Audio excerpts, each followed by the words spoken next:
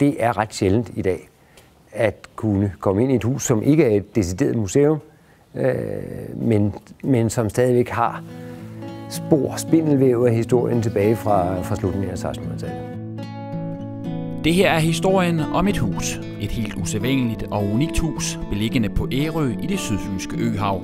Det her er historien om Priors hus i Ærøskøbing.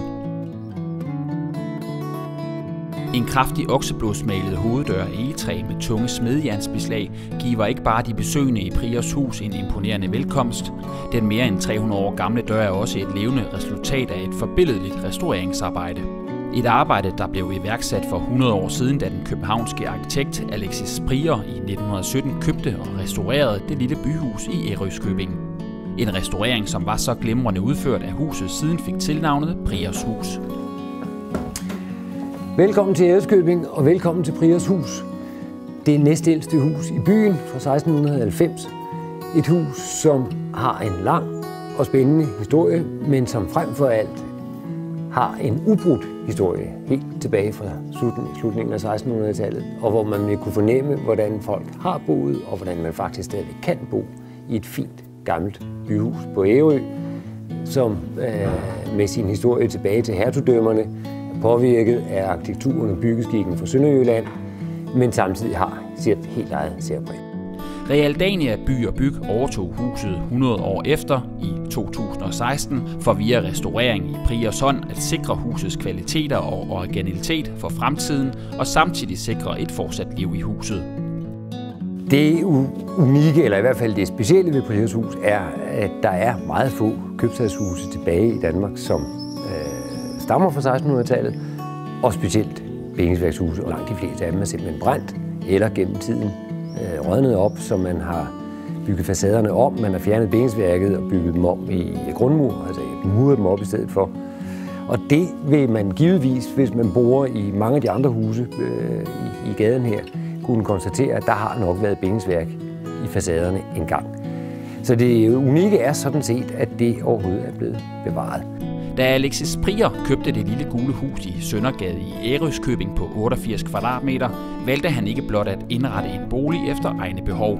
Han valgte også både at bevare og restaurere. Det har sådan sagt meget firkantet i første omgang betydet, at huset overhovedet eksisterer i dag.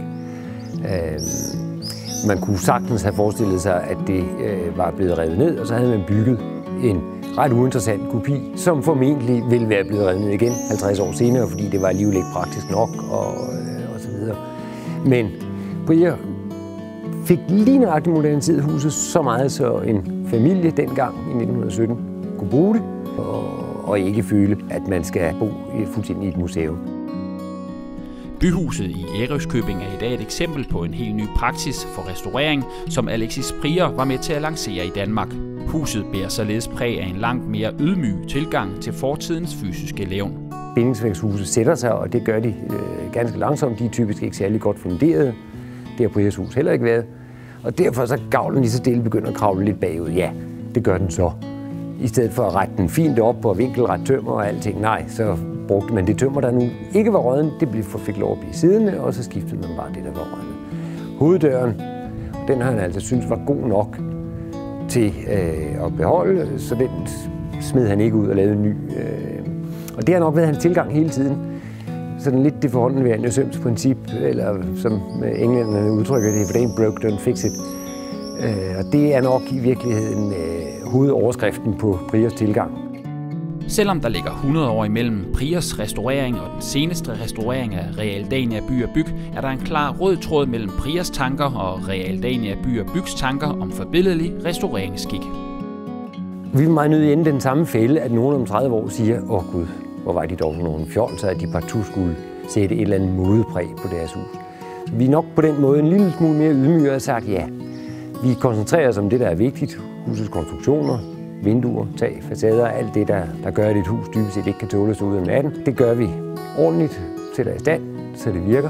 Men selvfølgelig også for, igen det med at kunne trække en form for spindelvæv tilbage i historien. At der er det vores håb, at det vi har gjort nu, og måske også især i fremtiden, vil blive opfattet som en forlængelse af det spindelvæv, sådan at det ikke er et eller andet, der ikke pludselig opstår et eller andet mærkeligt brud i husets historie, men at der er sådan en naturlig bølgende bevægelse op igennem historien, når man sidder i en lænestol derinde, egentlig kan føle, ved at kigge lidt rundt i rummet, kan føle, at der er en naturlighed i den måde, huset ældes, om man så må sige, naturligt.